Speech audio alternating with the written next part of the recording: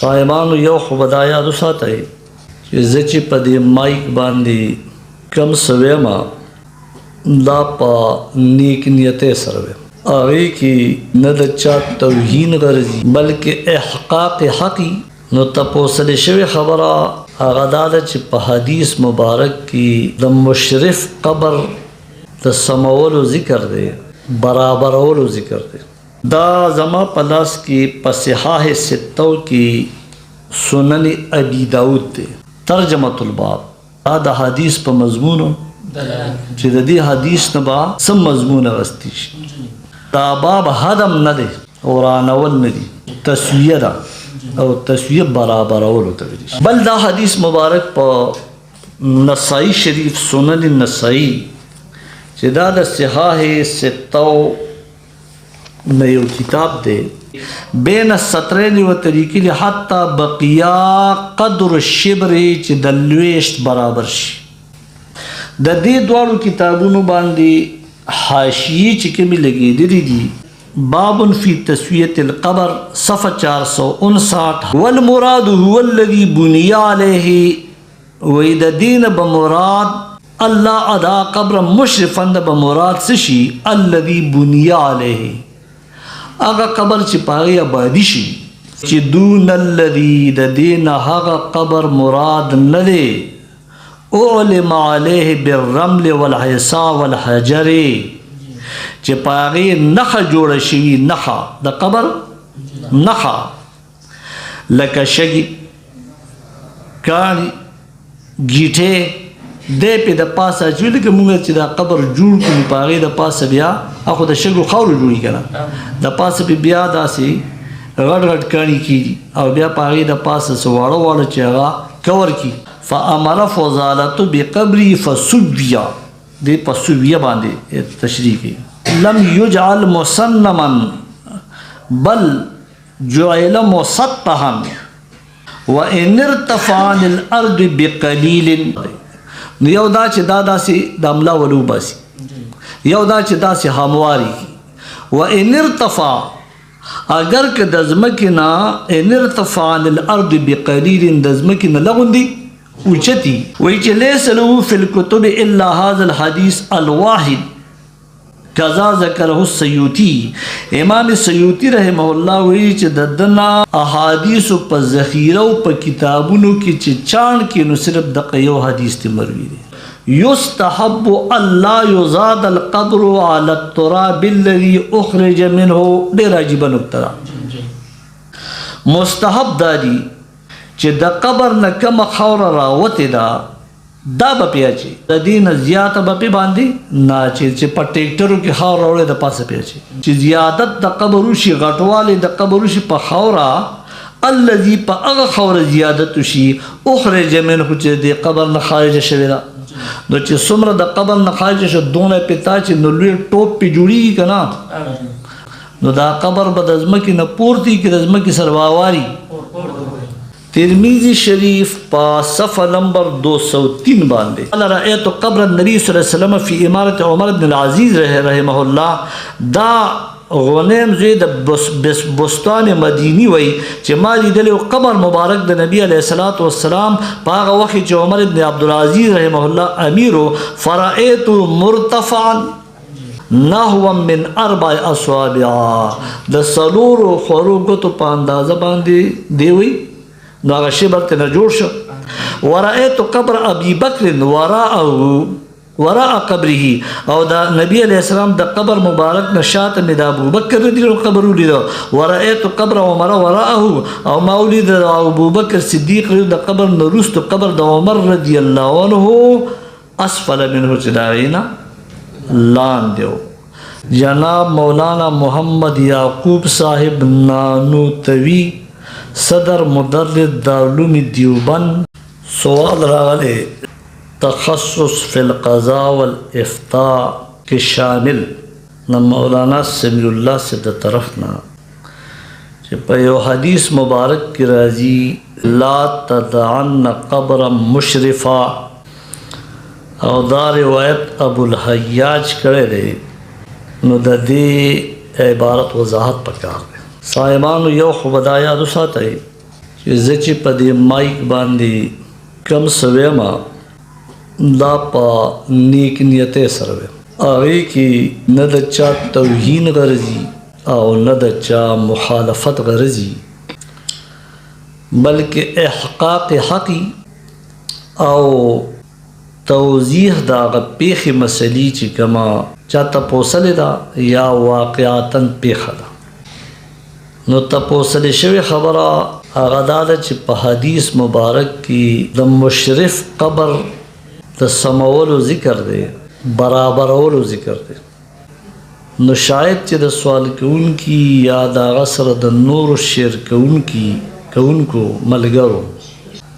دا سوچي کی چې د دې حدیث دا ظاهر مراد دی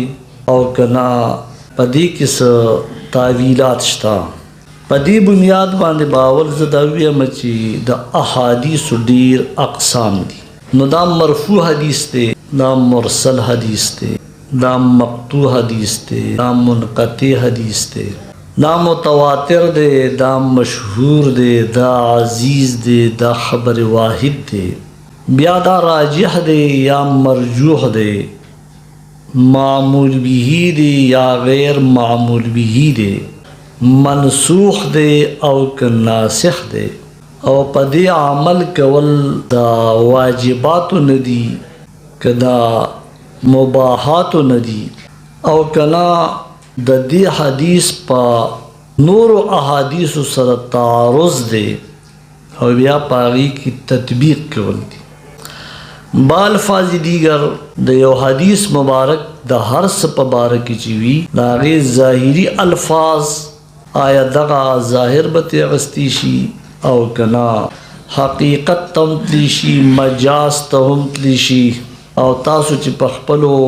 علمي اصول فقه کې قرآن و حدیث په 60 قسم ویلی دی او په هغې کې خاص دی، عام دی، مشترک دی، مؤول دی، او دا صریح دی او دا کنایه ده او دا حقیقت دی او دا مجاز دی، او دا عبارت النص دی، اشارت النص دی، دلالت النص دی، اقتضاء النص دی. د دې ټولو صورتونو به خیال ساتلی شي. د دې خیال به هغه څوک ساتي چې هغه په دې پوه وي، نه صرف دنیاوي تعلیم یافته او نه صرف په عربۍ ژبه باندې پوهېدونکي او دا اوس چې کوم ګوګل شی راوتی دی یا د هغې تفصیلات، بلکې مونږ له پکار ده چې مونږ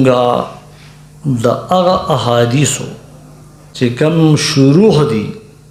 هغې باندې وضاحتونه شوي دي، نو هغې طرف ته رجوع کړو چې یاره دا حدیث مبارک د کمې قبیلې دی، متواتر دی، مشهور دی، عزیز دی، خبر واحد دی، حکم یې څه دی، څه ته ثابتېږي. او دا مرفوع حدیث ته نبی علیہ السلام ته رفع شوي ده او که مرسل دی، دا ټولې یعنی ملحوظ خاطر لرل پکار دي. څو پورې چې تپوسلی شوی حدیث مبارک دی نو هغه دی لا تدعن قبرا مشرفا. دې حدیث مبارک د دې عبارت وضاحت غواړي پکار دی. نو دا حدیث مبارک په صحاحو کې ډیرو کتابونو راغستی دی، لکه ترمیزي هم راغستی، ابو داود هم راغستی دی، نسائی هم راغستی دی، او د دې تعلق دی د قبرونو د ورانولو سره یا که د سمولو سره. نو خبر دی چې زه مخکې تاسو ته با حواله حدیث مبارک وړاندې کوم. دا زما په لاس کې په صحاح ستو کې سنن ابي داود دی، او دا سنن ابو داود په صفحه نمبر 459 باندې، صفحه نمبر 459 کتاب الجنائز، په دې کې یو باب کې ښودی دی باب فی تسویة القبر، باب دی په بیان د برابرولو د قبر کې. اول خو ګره یاد ساتئ چې ترجمة الباب دا د حدیث په مضمون دلالت کوي. ها، ترجمة الباب دا د حدیث په مضمونو چې د دې حدیث نه به سم مضمون اغستی شي. نو دا باب هدم نه دی، ورانول نه دي، تسویه ده، او تسویه برابرولو ته ویل شي. لکه یو شی چې کوږ وږي وران جاړي یا سمول غواړي، نو کتابونه که وران جاړ پراتی څوک یې په ترتیب کې نو سم شو، که چېرته مسله ګډه وډه پراته وي سړی یې سمه کړي نو تسویه شو، برابر شو. دا باب ګورئ دا څه دی؟ دا باب فی هدم القبر نه دی، په ورانولو د قبر کې نه، فی تسویة القبر، پس کې دی په برابرولو د قبر کې یو حدیث راوړی. حدثنا محمد بن کثیر اخبرنا سفیان حدثنا حبیب بن ابی ثابت عن ابی وائل عن ابي الحياج الاسدي قال بعثني علي رضي الله عنه قال ابعثك على ما بعثني عليه رسول الله صلى الله عليه وسلم الا ادعى قبرا مشرفا الا سويته ولا تمثالا الا طمست. امام ابو داود تا حدیث بیان کړي محمد زوی د کثیر، هغه ته سفیان، هغه ته حبیب زوی د ابو ثابت، هغه اورېدلی د ابو وائل نه، هغه د ابو الحیاج نه، حدیث ابو الحیاج ته راورسېد. ابو حیاج وایي ولېږه ما لره علي رضي الله عنه په یو مهم باندې. قال او علي رضي الله عنه ما ته وویې زه لېږم تاله په هغه کار چې لېږلی و، په هغه کار باندې ما لره نبي علیه الصلاة والسلام کار سو چې زه به نه پرېږدم یو قبر مشرف و مګر برابروم به، او زه به نه پرېږدم یو صورت، یو تمثال، یو بت مګر هغه به ورانوم. دلته طمسته راغلی دی او هغلته سویته راغلی دی. یو خدا حدیث مبارک په ابو داود شریف کې راغلی،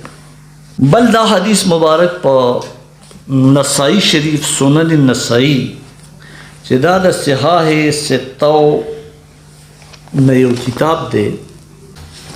او هغې هم دا حدیث مبارک راغستی دی په صفحه نمبر 285 باندې. دی هم چې کله باب ږدي نو تسویة القبور اذا رفعت، دیکھے تو رہا تسویة القبور اذا رفعت،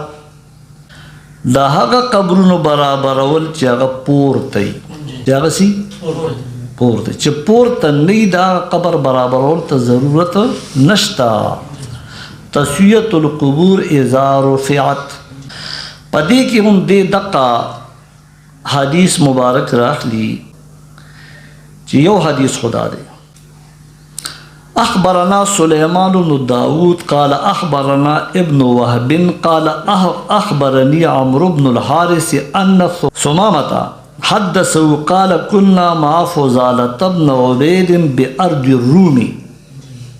فتوفى صاحب لنا فأمر فضالة بقبره فسويا ثم قال سمعت رسول الله صلى الله عليه وسلم يأمر بتسويتها. پروم کیو چې یو کس وفات شو، فضاله رضی الله عنه بیان وکړ چې د قبر جوړ کې او هغه برابر کې. لاندې ورته د ناکت لیکلي بین السطور چې کوم سطرین چې کوم لیکل کې هغه لیکلي دي فم امره بتسویته، بیا ویلې چې نبی علیہ السلام به هم په برابرولو د قبر باندې حکم کو. دا د دغه حدیث نه علاوه یو حدیث ما تاسو ته راوړو، بیا د ابو الحیاج حدیث.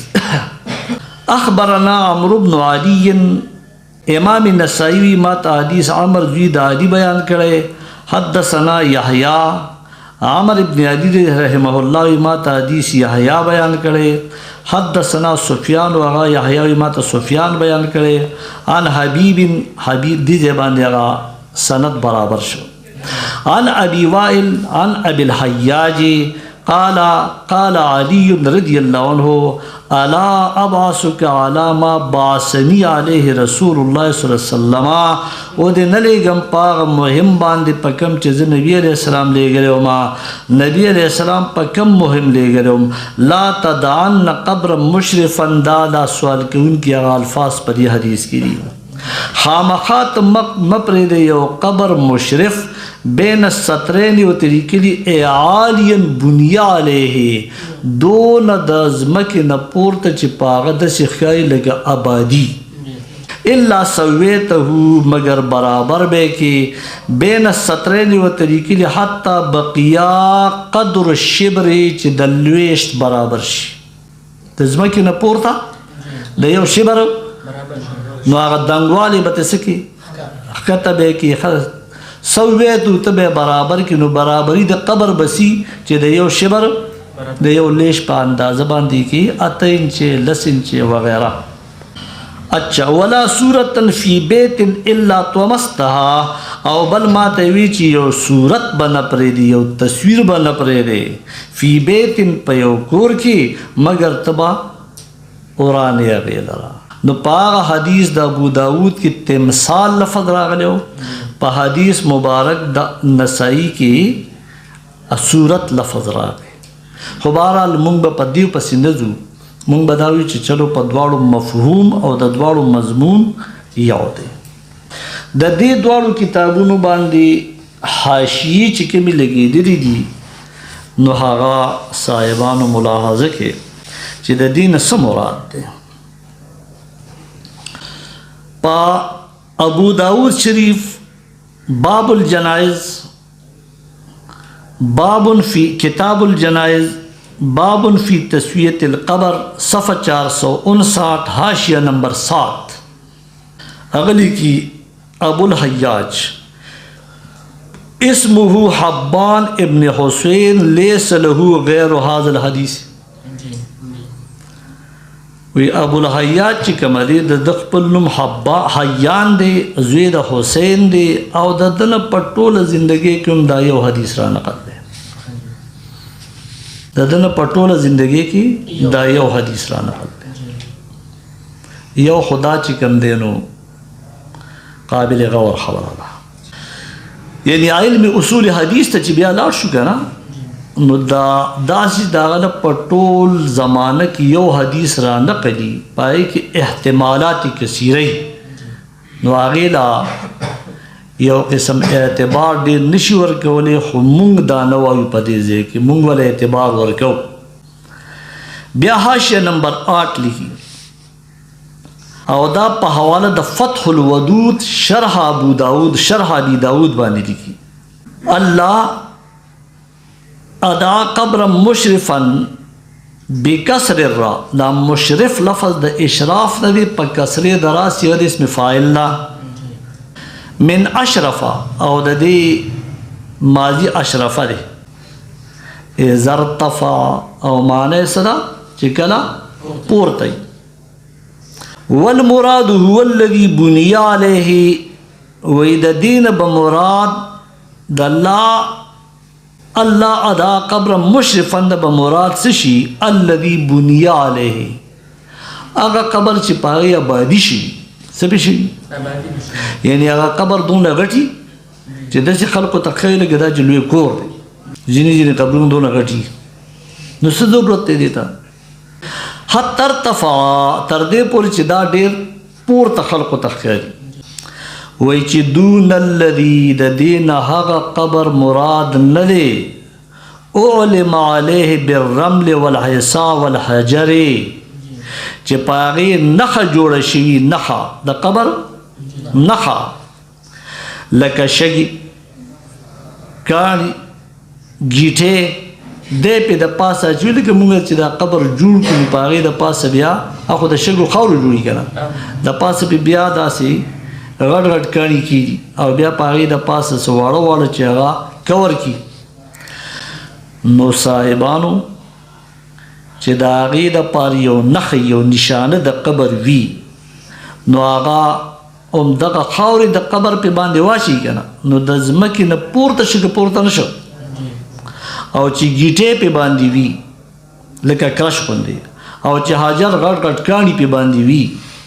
نو دا به علامت د دې چې دا سړی دا ځمکه نه ده پټې نه دی بلکې ګراوند نه دی بلکې قبر دی لیورفا او دا د څه دپاره کوي دې دپاره چې دا پیژندلی شي چې دا څه دی فلا یوت نو دا به پایمالېدی نشي چې څوک پې سپلو پخپو باندې ګرځي د دې نه د بچاو دپاره اوس دا یو خو د ابو داود شریف د فتح الودود په حواله باندې چې دا کم هغه تیر شو دا هم دلالت په دې باندې کوي چې د قبر نه مراد د دې حدیث مبارک کې چې کم تصویر راغلی د دې نه تسطیح مراد نه دی څه مراد نه دی تسطیح یعنی قبر بیخي د ځمکې سره وارول او د هغې نه یو سطحه جوړول دا ته مراد نه دی بلکې مراد تسویه ده او تسویه څه ته وایي برابرولو ته نو دیوال کې کوږي خلق یې برابري صحیح شوه بیا که چېرته کې بل شي وران جړي هغه هم خلق برابري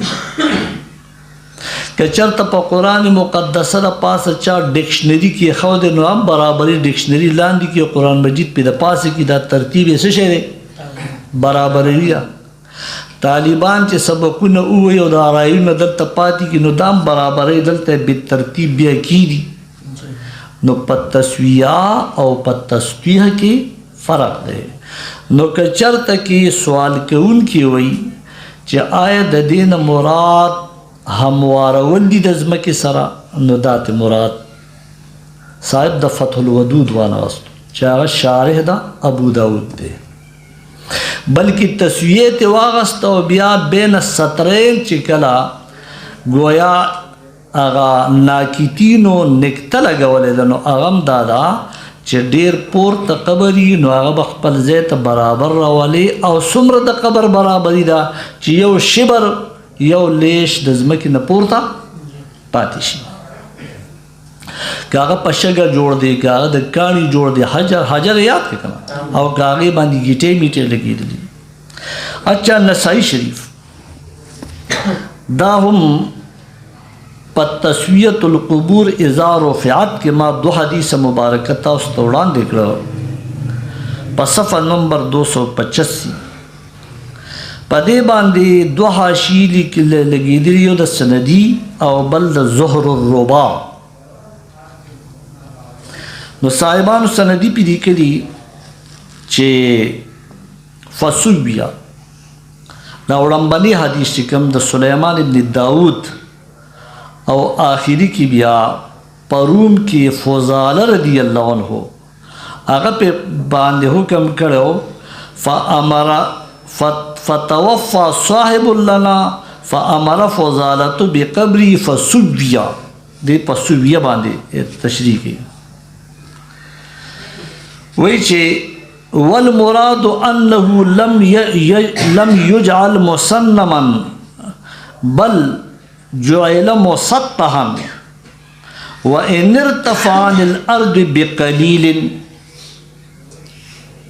وی د دې نه مراد دا دی چې ځینې دا خلک دا قبرونه مسنم جوړوي می پشت ورته ویلی شي او ځینې چې کومه دی نو هغه مربع جوړوي د هغې هغه سطحه غوندې ښکاري نو وایي چې دلته مراد دا دی چې مسنمه د هغه مذهب دا او د فضاله رحمه الله چې مسنم یې مه جوړوه بلکې مسطح یې جوړ کا وَإِنِ ارْتَفَعَ عَنِ الْأَرْضِ بِقَلِيلٍ اگر که د ځمکې نه لږ غوندې پورته وي تاسو پوهېږئ په خبره فرض که اوس دا ځمکه ده او دا چې کومه دی نو بالفرض والتقدیر قبر دی نو یو دا چې دا داسې د املا ولو باسي یو دا چې داسې همواري وَإِنِ ارْتَفَعَ اگر که د ځمکې نه إِنِ ارْتَفَعَ عَنِ الْأَرْضِ بِقَلِيلٍ د ځمکې نه لږ غوندې اوچتي خو هغه وایي زما خوښه دا ده چې دا په دې ډیزاین باندې جوړ کا می پشتې مه جوړه نو دا د ځمکې نه پورته والې پکې راغی که رانغی راغی پکې ها بیا دې په بل ځای کې د ابو الحیاج په حدیث باندې بحث کوي وایي چې ابو الحیاج اسمه حیان بفتح الحاء المهملة وتشديد الياء المثنات د دې چې تلفظ کو نو ها به مهمله وایو ها به نه وایو او تشدید د یا به وایو تخفیف د یا به نو حیان ته نه راغی که نه دا په اسم کې خپل بحث چې کومه دی نو وکړو وایي چې لیس له فی الکتب الا هذا الحدیث الواحد کذا ذکره السیوطی امام سیوطی رحمه الله وایي چې د دنا د احادیث په ذخیره او په کتابونو کې چې چاڼ کې نو صرف د یو حدیث ته مروي دي مخکې خبره تیر شي چې په دې کې بیا احتمالات بیا وایي قوله مشرفا وی دې چې دا مشرف لفظ وایي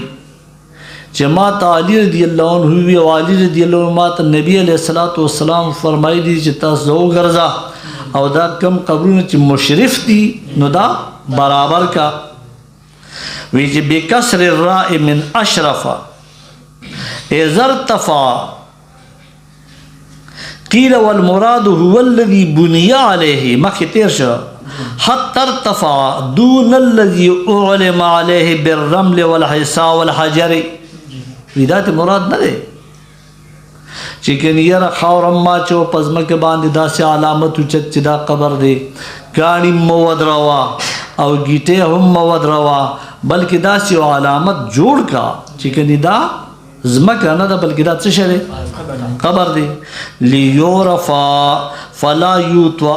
نو چې دا او پیجندلی شي چې دا زمکه او ګراوند نه دی بلکې دا سره قبر دی چې خلق د خپو د لاندې نراولي او چې بالکل تسطیح وکي او د زمکه سره زمکه کې نو بیا خو په خلق به پیمالي به خلق په بیا سپلو په خپو باندې ګرځي دا دې سندیو لیکل زهر الرواس وي قال الشافعي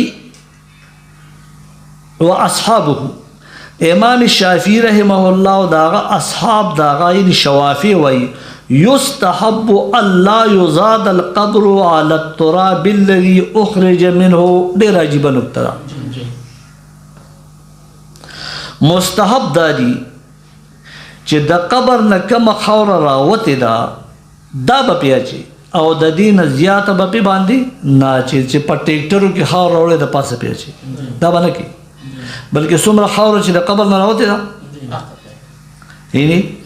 یستحب الله یزاد القبر علی التراب چې زیادت د قبر وشي غټوالی د قبر وشي په خاوره الذي په هغه خوره زیادت شي اخرج منه چې د قبر نه خارج شوی ده نو چې څومره د قبر نه خارج شو دونه پتا چې نو لوی ټوپ په جوړیږي کنه نو دا قبر به د ځمکې نه پورته کې د ځمکې سره واواري پورته وي ها بیا وای چې دا مې ولي وی لحاظ الحديث د دې حدیث پرانا کې مې دا وی چې نبی علیہ السلام علی رضی الله عنه هغه وی ماته نبی علیہ السلام چې الا سویته چې ډېر دنګو ناخته کا او برابرې کا بیا فرمایي لئلا یرتفع القبر ارتفاعا کثیرا دې د پاره چې دا قبر ډېر پورته نشي څنګه ډېر پورته نشي نو چې ډېر پورته شي نو دی به پسې ګرځي او علي رضی الله عنه د نبی علیه السلام د وینا مطابق ابو الحیاج به ګرځي د علي رضی الله د وینا مطابق په مقبره کې او هغه ډېر پورته قبرونه به څه کوي الا سویته هغه به برابرئ نو بیا د برابرولو تاسو مخکې د ابو داود د حاشیې په باره وي چې څومره به پرېږدي یو لیش به چې کوم دی نو هغه پرېږدي دا خو صاحبانو نسائی شریف بیا پدی ترمیزی باندې ترمیزی شریف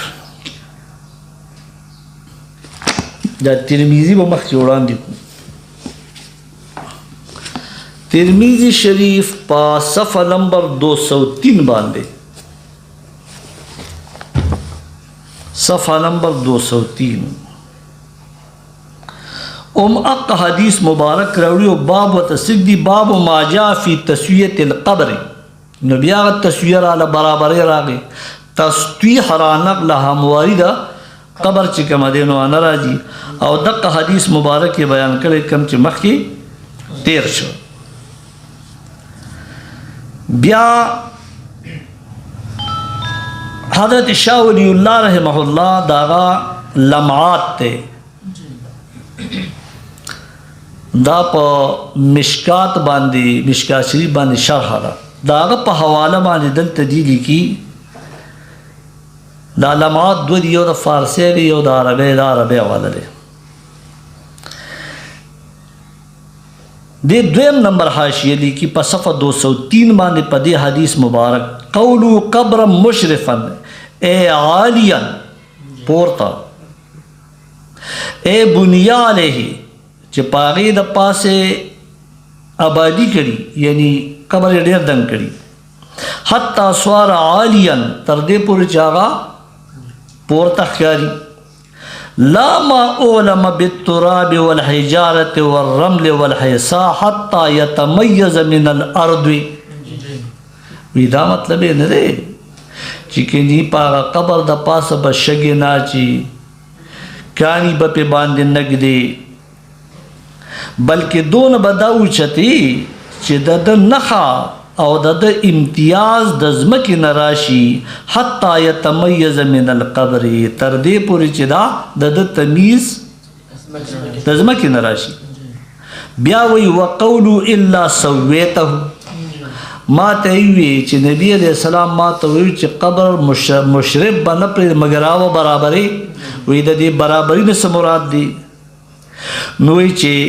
قیل المراد تسطیحه لا تسویته بالارض جمع بین الاخبار اخبار چی کم دے مستلح دی نسوکوی چی دا دین تسطیح مراد دا سوکوی دا دین تسویہ مراد دا او یہ مراد تین تسویہ ذکر چی ابن حمام ویلی قال ابن الحمام الحدیث محمول على ما كانوا يفعلونه من تعلیت القبور بالبناء وید دی حدیث با محمولی پا دی حدیث نے بدا مانا اغسطی شی چی اگر دیر دا سی قبر دنگول لکاغا چی آبادی خیاری دا با برابری ولیس مرادنا ذالک من تسلیم القبر بل قدر ما یبدو من الارض چی آغا دا ازمکی نسشی خیارشی و تمیز عنها و دا ازمکی نا جدا شی بیاوی قیل السنت ان یرفع القبر شبرا ویلی کی دیشی چی مسنون دادی یعنی سنت دادی طریقہ صحیح شرعی دادا چی دا قبر با یو لیش اوچتی یو زیاد دون بینو چیتی سونا چیتی نا یو آبادی خیاری نو دا دی منگم قائل نیو چینی قبر دے دون جوڑ کے چی شاعتا تی تخیاری نا دون قبر جوڑوا چی آگا کم از کم دزمکی نا پا فرق کاری چی خلق پا سپلو پخپو نگرزی دیراؤن پی نگرزی گندگی پی بانے نرازی اچھا وقد روا ابن حبان ان قبره صلی اللہ علیہ وسلم کذالک او بیا دیوئی چی ابن الحمام صاحب دفت القدیر دتا آل حضرت رحمہ اللہ آغا چکم دینو على الاطلاق دتا چکم دینو فقی وی خواہ ابن حبان ویدی دی چی قبر مبارک دا نبی صلی اللہ علیہ وسلم کا ذالکا دقرن دزمکن یو لیش پورتا دی تاسو پی بوش وی اس دا حدیث مبارک چی لا تدعن قبر مشرفا الا سویتہو دا مشرف معنیم اویست شارحینو سیوا غستا دیر پورتا دا تسویه معنی مواغ منتوکڑا چی دا تسویه مراد سدی برابر اول دا برابر اندازه مراتو خدا چی سمر برابر اول چی یو لیش دا چی کم دینو داغنا زیاتی. اچھا صاحبانو په زیارت القبور کې سبب یاد آغا راخلما دا ترمیزی شریفه دا راغستی باب ما جاء فی الرخصت فی زیارت القبور. په زیارت القبور کې رخصت ته اصل کې د دین منم په یو وخت راغلی و. نبی اسلام فرمایلو نهیتکم عن زیارت القبور، ما د زیارت القبور نه تاسو کړی وې الا فزوروها. اوس دا تاسو چې زیارتونه د قبرونو کوي نو دا وروستنی حصه د حدیث د وړاندې حصې د حدیث لپاره ناسخه شوه او زیارت القبور نه کول منسوخ شو. قاعده خدا ده چې وروستنی عبارت لګي وړاندې، وروستنی حدیث لګي وړاندې، وروستنی آیت کریمه لګي وړاندې منسوخ کی، لکه بیت المقدس ته مخ کول چې منسوخ دي. په دې باب کې خود ډېر احادیث راغستې دي او یو حدیث مبارک پکې دا هم دی. حدثنا محمد بن بشار ومحمود بن غيلان والحسن بن علي الخلال قالوا طول بشريك ويدي أخبرنا أبو عامهم النبيل حدثنا سفيان عن علقمة بن مرسد عن سليمان بن بريدة عن أبيه. سليمان دخل بلار بريدة رضي الله عنه حديث نقل کی قال حضرت بريدة رحمه رضي الله عنه قال رسول الله صلى الله عليه وسلم ويجي نبي عليه السلام فرمائی قد كنت نهيتكم عن زیارت القبور. پتاقی سر ما خود په یو وخت تاسو په ضمانت تیر شوی کې منع کړی وې د زیارت القبور نا. فقد اذن لمحمد صلی الله علیه وسلم فی زیارت قبر امه. اوس نبی علیہ السلام ته د خپل مور مبارک د قبر د زیارت اجازت شو. نو نبی اسلام ته چې اجازت کی د چا طرف کی؟ د الله طرف نه کی. فزوروها نو تاسو زیارت القبور کوي فانها تذکر الاخره، ذکر چې دا آخرت خلق ته یادای او چې رزمکه سره رزمکه او آبادې پیو کې نو سبو ته بیا غیات شي. په دې زبانه 9 نمبر حاشیه ده او هغه حاشیه د مرقات تراغسته شوی ده. فزوروها قال الطيبي زيارة القبر مأذون فيها للرجال وعليه عامة أهل العلم. وی چې امام الطیبی وی زیارت کول د قبر دا اجازت کړی شوی دی د پاره د نارینه او په دې زیارت القبور باندې عام اهل علم قائل دی. هغه وی چې زیارت القبور کول پکار دی. صاحبانو دا مرقات چې کومه دی دا مرقات ته او شرح د مشکات ته مولا علی قاعده رحمه الله لیکلی دی او د زیارت مبارک د جنت المعلا په ډیوډۍ کې دی په یعنی مکه معظمه کې دی په صفحه نمبر 249 په څلورم جلد کې هغه چې کومه دی نو لیکي مونږ ته صفحه نمبر 249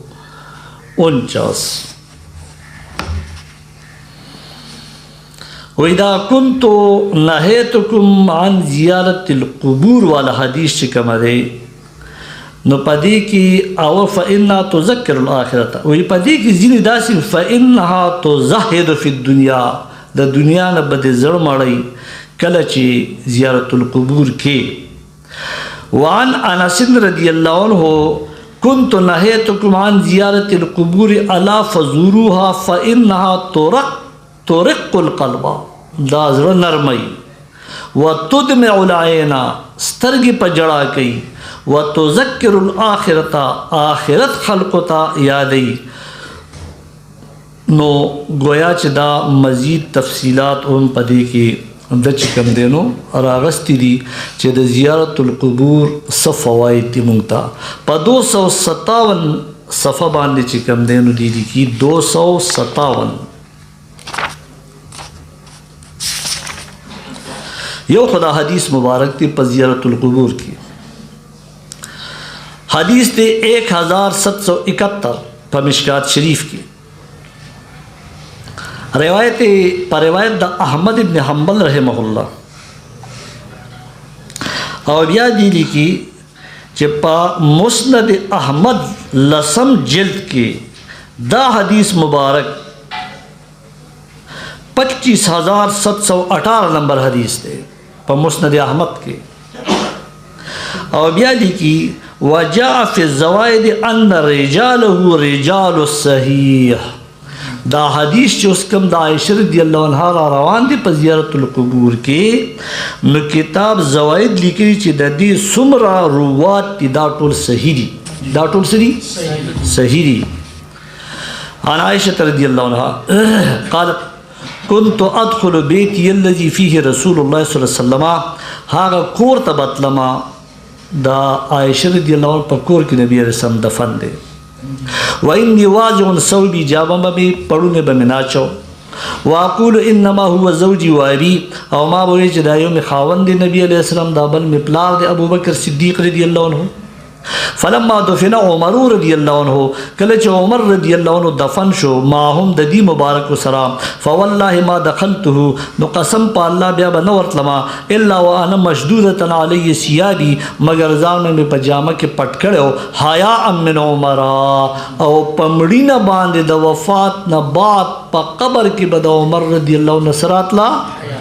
حیا راتلا. د دې نو استاد واخلې چې ست معلومي د صاحب قبر نظر معلومي. او ځینې خلک وي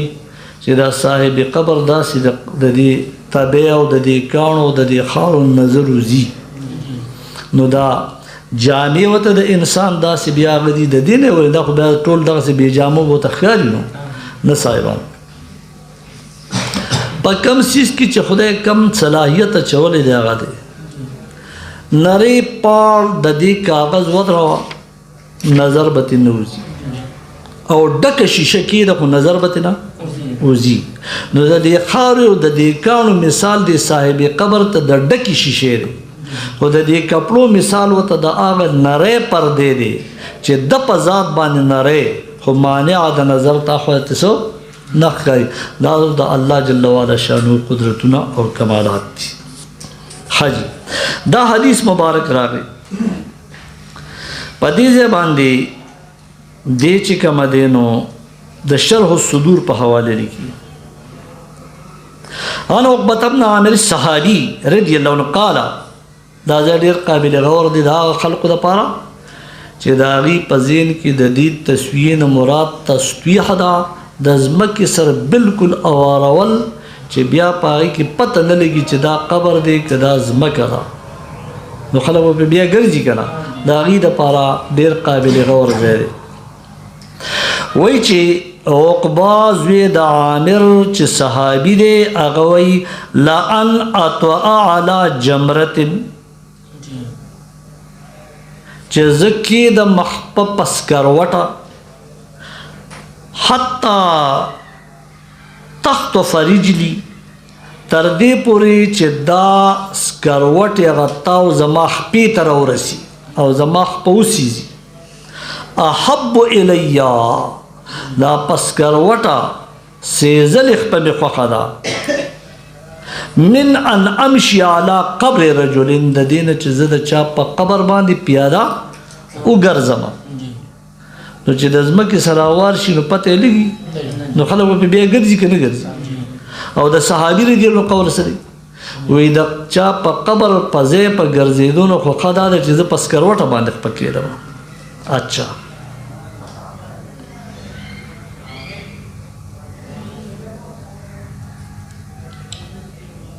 بیا لیکي وما ابالي افي القبور قضيت حاجتي، دا به څنګه کار شي چې زه به په قبرونو قضای حاجت کوم، چې قبر د ځمکې سره اوار شي پته به یې لګي، نو کېدای شي څوک پرې اودسمات یې وکړي. وایي دا به څنګه کوم. ای من البول والغایط، واړه بول یا لوی بول. ام فی السوق، وی د دې نه خو ښه دا ده چې په بازار کې وکړمه. بین زهرانه، په مابین د خلقو کې، والناس ینظرون، او دا خلق راته ګوري. نو وی ولې تاسو چې دې قبرونو نظر نه لګي څه تو ته ځان بې پردې کې چې دغه د قبر د پاسه ډک یا بول یا غایط کې وی نو خدا چې په بازار کې خلک. بهرحال زما د خبرې غرض دا و چې دا هغه ځایونه دي چې زمونږ شارحین د احادیثو چې کوم دي نو هغې د دې حدیث مبارک وضاحت کړی. زه بیا خلاصې ته تاسو ته په آخر کې راځم. دا زما په لاس کې د ترمذي شریف شرح دا تحفة الاحوزی او جلد نمبر 4 دی او صفحه نمبر 140 تا په دغه حدیث باندې دې وضاحت کوي ها چې دا د ابو الحیاج په روایت باندې قبر مشرفن دی. دی لیکي قبر مشرفن هو الذي بني عليه حتى ارتفع دون الذي أعلم عليه بالرمل والحصى او الحجارة ليعرف ولا يطوع. اقا عبارت راوړي کوم چې په نورو شارحینو راوړو او په الا سويته باندې کی قال العلماء يستحب ان يرفع القبر قدر شبرين. مستحب دي چې قبر پورته شي د ځمکې نه، د ځمکې سره بیا واري نه څومره به پورته کې اندازه سره د یو لیش په اندازه. ويكره فوق ذلك او د دین زیات چتوالی دنګوالی دا البته مکروه دی، یعنی نه حرام دی نه شرک دی، هم مکروه دی. مکروه نه پسندیده ته ویل شي. اچھا ويستحب الهدم او چې د یو لیش نه زیات شي نو د هغې ورانول او سمول یو لیش ته رسول دا بیا څه دي؟ مستحب دي. اے فوق الشبر لا مطلقا، یعنی مطلقا ورانول نه چې کوم د یو لیش نه دنګ دي هغه ځای به ترې وراني او الا سویته باندې به عمل کې هغه به برابرې. بیا د ابن الحمام په حواله باندې کی هذا الحديث محمول على من كانوا يفعلون من تعلية القبور بالبناء العالي وليس مرادنا بذلك تسنيم القبر بل بقدر ما يبدو من الأرض ويتميز عنها كذا في المرقات. مخکې د مرقات په حواله تاسو ته تیر شو او د آخري خبره ته کومه هغه دا ده والظاهر ان رفع القبور زیادة على القدر المأذون فيه محرم. چې اندازه شرعي او لیش تا دونه پورې مستحب دی، د دې نه پورته څه دی. وقد صرح بذلك اصحاب احمد وجماعة من اصحاب الشافعي ومالك او یې په دې باندې تصریح کړې ده حنابلو او شوافیو او امام مالک رحمه الله. او بیا لیکي السنة ان القبر لا يرفع رفعا كثيرا. اوچته به هډیر به نه اوچته، اوچته به هډیر به نه اوچته. نو گویا چې یو خدا په ترمذی تحفة الاحوزی لیکل او په 141 صفحه باندې په 140 دا حدیث راوړي او په 141 باندې گویا چې دا د ابن حمام وغیرہ دا بیانات راوړي دي. او بیا د دین علاوه په صفحه نمبر 142 باندې دي کی صفحه نمبر 142 ان السنة ان القبر لا يرفع على الارض رفعا كثيرا بل يرفع نحو شبر، په اندازه د یو شبر باندې. نو دا بیا غسی جوړ شو. باقی دا هغه په باره کې د تسنیم او د تسطیح په باره کې چې یاره قبر به مسنم جوړي او که قبر به مسنم نه جوړي او څومره اوچت به جوړي، دا آخري حواله د تحفة الاحوزی د صفحه نمبر 142 ډېرې حواله جات دلته کې دي. دا ټول چې تاسو ته بیانوم تاسو ته هم په اورېدو باندې ستړي شي او بیا که څوک یې ګوري هغې به هم ستړي شي. خو دلته دې یو ټکي دي کې ډېر مزیدار لیکي هغه دا ده چې فقد روى ابو داود والحاكم من طريق القاسم بن محمد بن ابي بكر قال دخلت على عائشه رضي الله عنها دیوی دا محمد دا قاسم زوی دا محمد زوی دا ابو بکر رضی اللہ عنہ دا محمد رحمه الله زوی دا قاسم نوم دے ویزا عائشہ رضی اللہ عنہ تورالما فقلت یا اما ماوت یا موری اکشفی لی عن قبر رسول اللہ صلی اللہ علیہ وسلم و صاحبہ یا رمات خود نبی علیہ السلام زیارت مبارک او دا ابو بکر و عمر رضی اللہ عنہ زیارتونو خایا فکشفت له عن ثلاثه قبور نماته چې اخود کنه دا درې وړ قبرونه لا مشرفتا ولا لاطئتا نه اوچتو ډېر او نه پزمکه پوری هوارو نه اوچتو او نه هوارو مبطوحه ببطحاه العرسه الحمراء او دا خور دا سرکانی ندی ویدا د نبی علیہ السلام او د یارانو مبارکو پاغا قبرونو مبارکو باندې پراتو عن غنیم ابن بسطام المدینی قال رأيت قبر النبي صلی اللہ علیہ وسلم فی امارت عمر بن العزیز رحمه الله دا غنیم زوی د بسطام مدینی وی چې ما لیدلی قبر مبارک د نبی علیہ السلام پاغا وخت چې عمر بن عبدالعزیز رحمه الله امیرو فرأيت مرتفعا نحو من 4 اصابع د سلورو خورو ګوتو په اندازه باندې دیوي نو هغه شی برته نه جوړ شو ورأيت قبر ابي بکر وراء قبره او دا نبی علیہ السلام د قبر مبارک نشات مې د ابو بکر رضی الله عنه قبر ولید ورأيت قبر عمر وراءه او مولد ابو بکر صدیق د قبر نورست قبر د عمر رضی الله عنه اسفل منه چدارینا لان دیو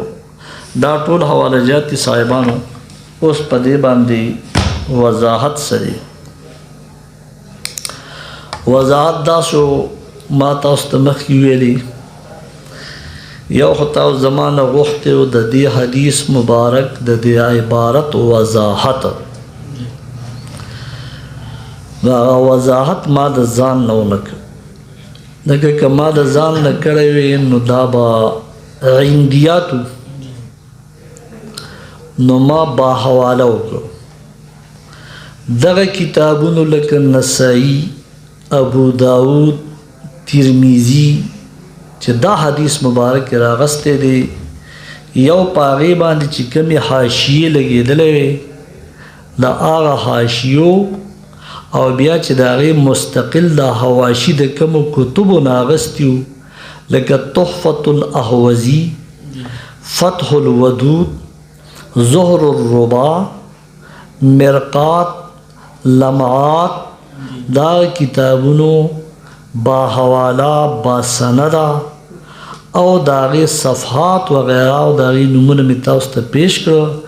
لہذا دا وضاحت ما نکو دا وضاحت ما را نقل کو د چانا چا چې د دې حدیث مبارک د الفاظو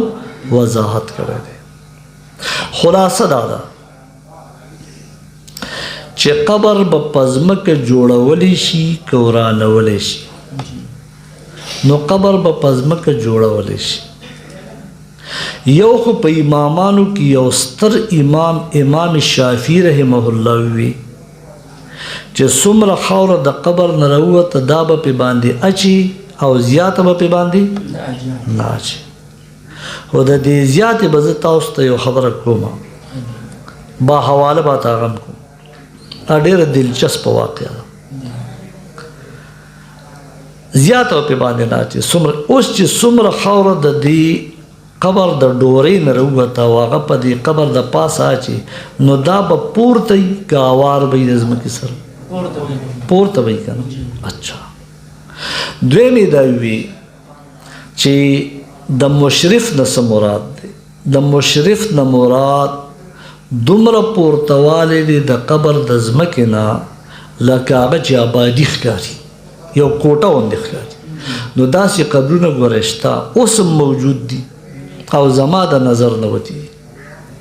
او په هغه زمانه کې به په روم وغیره کې هم موجود یا په مدینه منوره کې دا واقعه چې کومه ده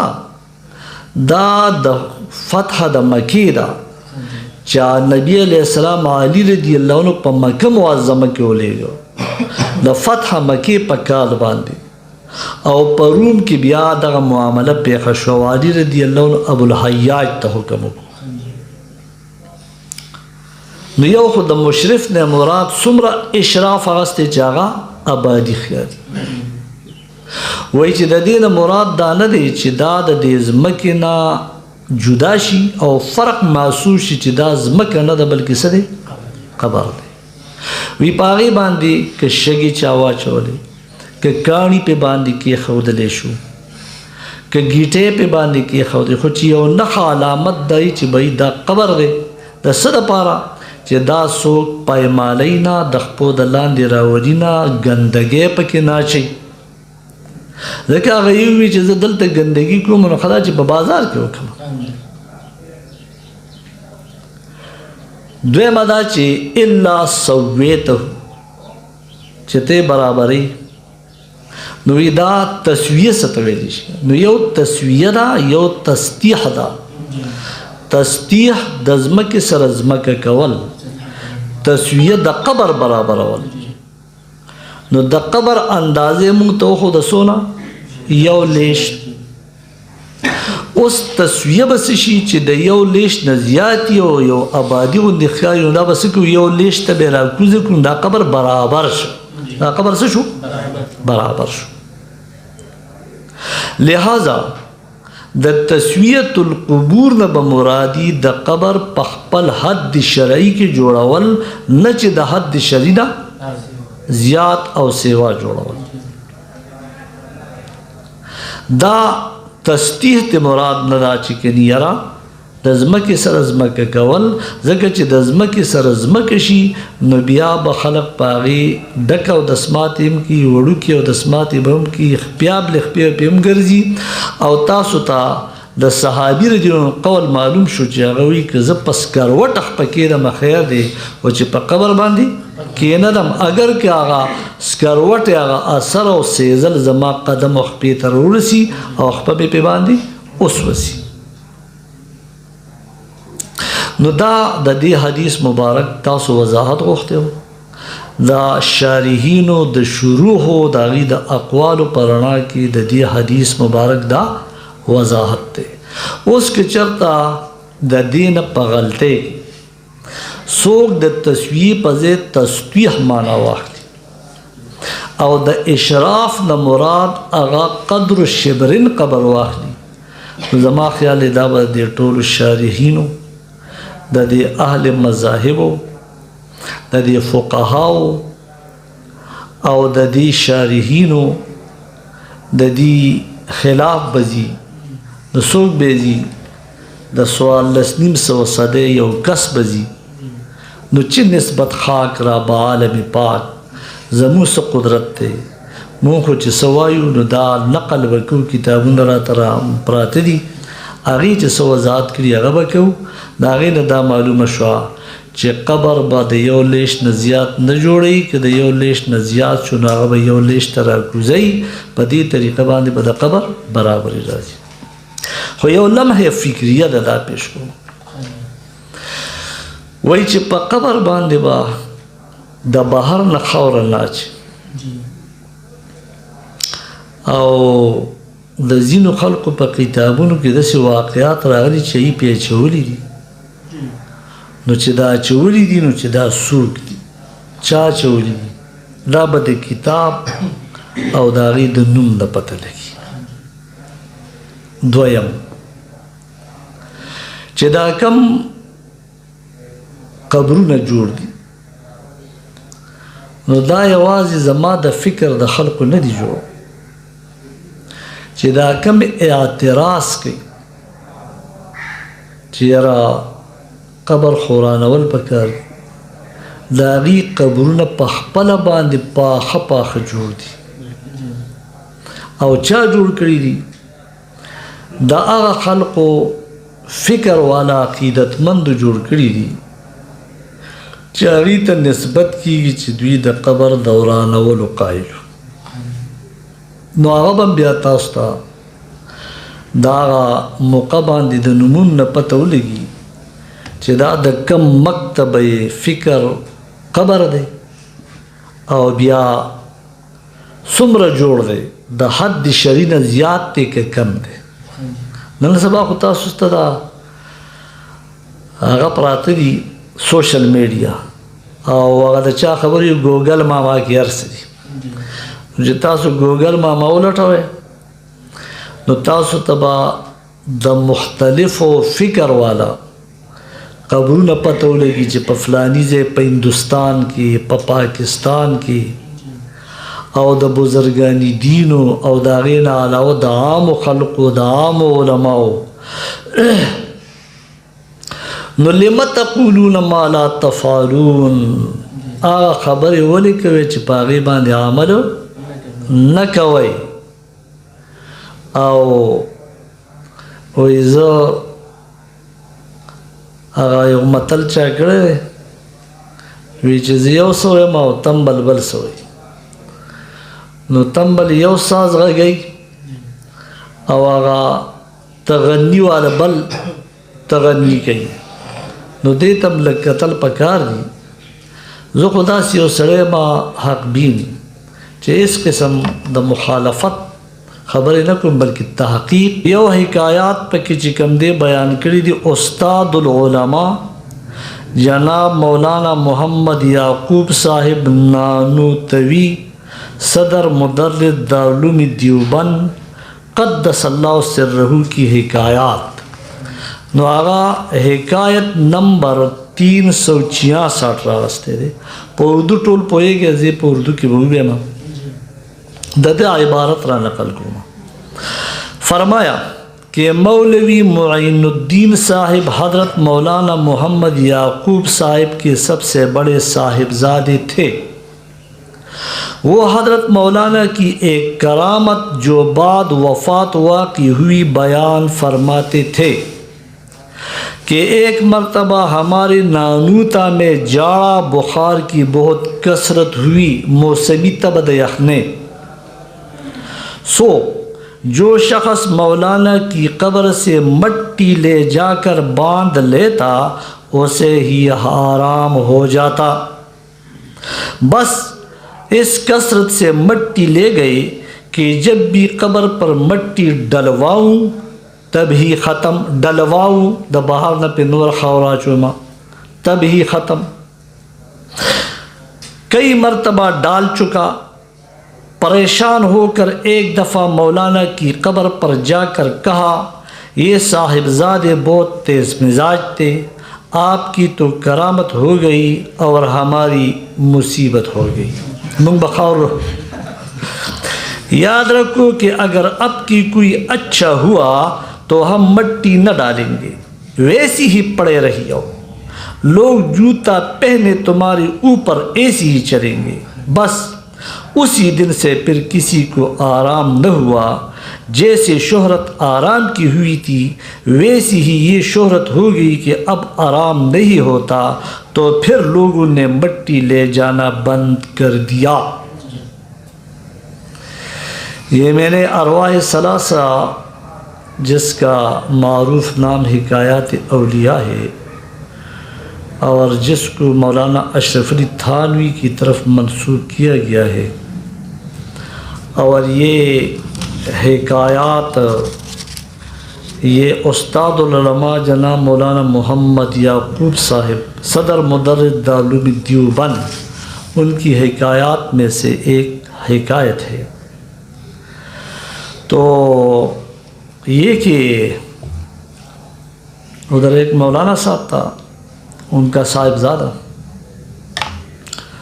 جو ان کی قول کے مطابق صاحب کرامات تھا. تو بعد از وفات ان کی یہ کرامت ظاہر ہو گئی کہ جاڑے اور سردیوں کے موسمی بخار جب اس نے وبائی صورت اختیار کی تو لوگ مولانا کی قبر پر جاتے اور وہاں کی مٹی اپنے لیے تعویذ بناتے. تو جب وہ اس کی قبر کی مٹی تعویذ کر دیتے تو ان کو آرام آ جاتی اور وہ صحت یاب ہو جاتے. یہ عوام میں بجلی کی چمک کی طرح یہ خبر پھیل گئی کہ لوگوں کی کو آرام اگر آتا ہے تو مولانا کی قبر کی مٹی سے آتا ہے. تو چاہیے کہ ہم اس طرف ہی رجوع کریں جس چیز میں اور جس طرح ہمیں شفا جائے. تو لوگ مٹی لے لے کے وہ قبر کی جو مٹی تھی وہ اس کے قبر کے زمین کھودتے وقت جو نکل چکی وہ تو ختم ہو گئی. تو اس کے ورثاء نے اور عقیدت مندوں نے اور شاگردوں نے باہر سے مٹی لے آ کے اس قبر کو دوبارہ بنوایا. تو پھر وہ ختم ہو گئی وہ مٹی، اور 2-3 مرتبہ ایسا کیا. تو پھر مجبوراً اس کا ایک ان کے عقیدت مندوں میں سے یا ان کے بزرگوں میں سے ایک جا کے قبر کی سرحانی کھڑا ہوا اور یہ کہا کہ صاحب آپ کی تو کرامت ہوگی لیکن ہمارے لیے شامت بنی، یا ہم بار بار مٹی لے کے آپ کے قبر پر ڈالیں گے اور لوگ اس کو لے جائیں گے. تو اگر آپ بھی آپ کی قبر سے کسی کو شفا ملی تو ہم مزید مٹی ڈالنے کا اس کی استطاعت نہیں رکھتے. بس لوگ جوتے پہن کر آپ کے قبر اور لاش کے اوپر چلتے پھریں گے، لیکن ہم نے اور مٹی نہیں ڈالنا. بس اس کے بعد پھر شفا جو ہے نا کسی کو نصیب نہیں ہوئی. اس پہ میں نے 8 فوائد لکھے ہیں، اب یہ بھی لکھ دیے. نمبر 1 یہ کہ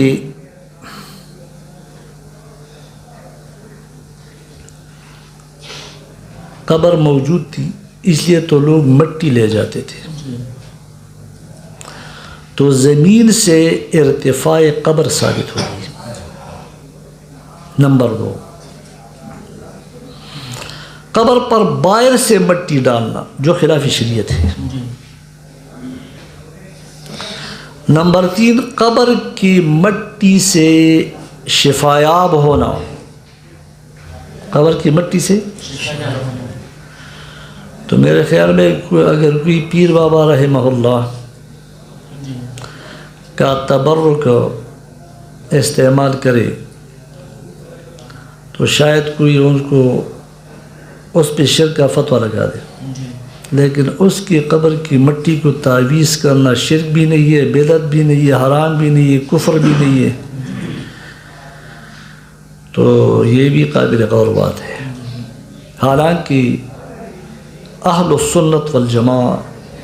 تبرک کے قائل ہے کہ فلما ان جاء القاہ علی وجہ ابیہ فرتد بصیرا. حضرت یوسف علیہ السلام کا استعمال شدہ برکتی قمیض جب اس کے والد گرامی کے چہرے پر ڈالا گیا تو اس کو شفا نصیب ہوئی. اور اس کے بہت سارے احادیث میں امثال ہیں. تصرف کہ صاحب قبر تصرف کر سکتا ہے، مٹی میں شفا بھی، مٹی ذریعے شفا بھی قرار دے سکتا ہے اور مٹی سے شفا نکال بھی سکتا ہے. کہ اگر اب آپ کے قبر کی مٹی سے کسی کو آرام مل گئی تو ایسی پڑی رہی ہو تو اس نے وہ تصرف کر کے اس مٹی سے شفا نکال لی. سماع الموتى، یہ جو چلا گیا اور قبر کے سرانے کھڑا ہوا اور اس کو یہ الفاظ کہے